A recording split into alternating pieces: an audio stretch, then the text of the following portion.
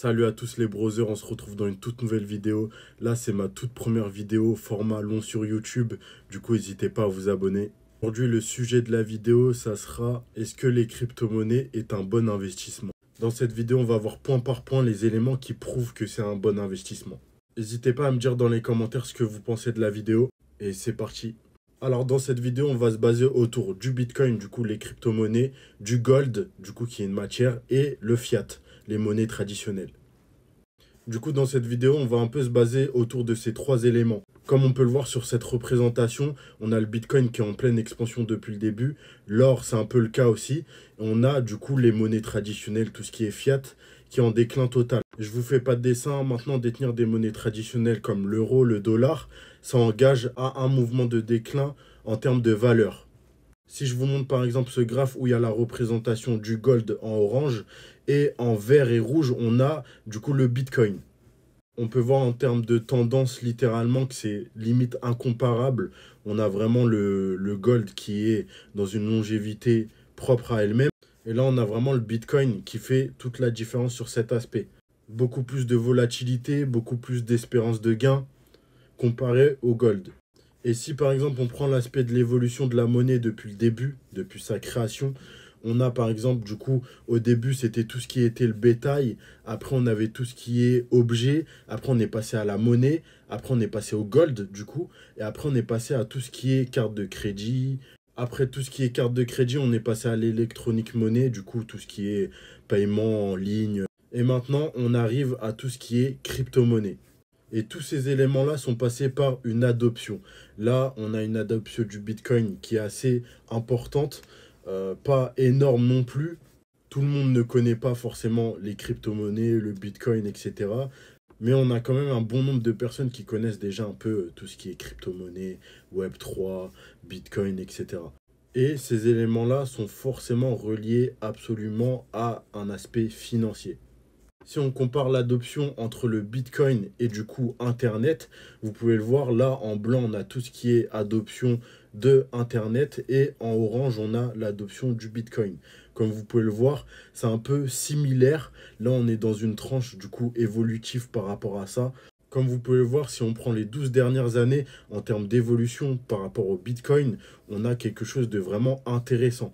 On a du coup le Bitcoin qui était à 130 dollars et en 2024, 71 000 dollars. En termes d'évolution et de retour sur investissement, c'est très très intéressant. Si on fait un comparatif du coup entre l'or, le fiat et les cryptos, comme vous pouvez le voir, il y a pas mal d'éléments qu'il faut prendre en compte. Ça permet vraiment de comparer le pour et le contre en termes d'investissement. En fongible, comme vous pouvez le voir, l'or c'est élevé, le fiat c'est élevé, les cryptos c'est élevé. En non consommable, du coup, c'est élevé pour ces trois éléments. En termes de probabilité, on est sur du moderne sur l'or. Après, on est sur du élevé sur le fiat et les cryptos. L'aspect de division, du coup, l'or, c'est modéré. Le fiat, c'est modéré. Et les crypto-monnaies, c'est élevé. Comme vous le savez, on peut prendre des fractions de certaines crypto-monnaies, que ce soit le Bitcoin, etc. En termes de sécurité, du coup, l'or, c'est modéré.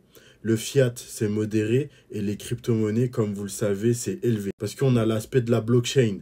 La blockchain qui est traçable vraiment à limite 100%. C'est totalement transparent, on peut littéralement tout voir. La facilité du coup à échanger. L'or, c'est assez faible.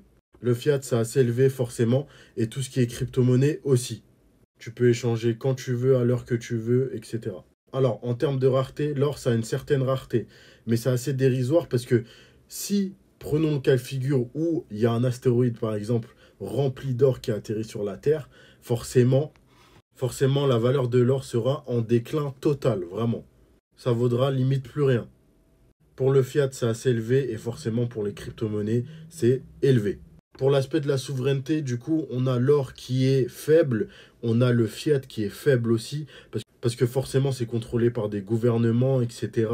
Et pour les crypto-monnaies, c'est élevé, parce que c'est contrôlé par quelqu'un qu'on ne connaît absolument pas. Du coup, qui est Satoshi Nakamoto. Les crypto-monnaies, c'est un peu la monnaie du peuple. En termes de décentralisé, du coup, on a l'or qui est faible, forcément.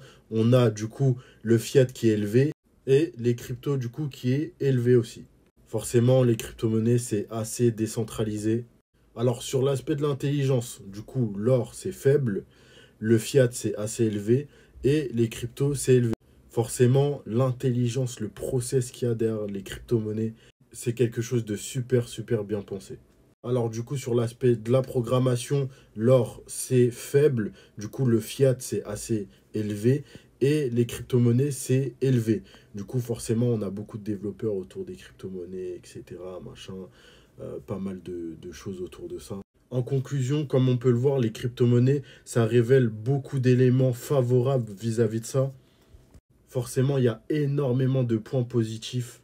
Il y a une réelle utilité derrière ça. C'est un vrai investissement. Il y a pas mal d'éléments qui le prouvent. En tout cas, j'espère que la vidéo vous a plu. N'hésitez pas à vous abonner. Du coup, c'est ma première vidéo en format long. Du coup, n'hésitez pas à commenter et à me dire ce que vous en pensez. J'espère que la vidéo vous a plu. On se retrouve pour une prochaine vidéo, les brothers. Allez, ciao.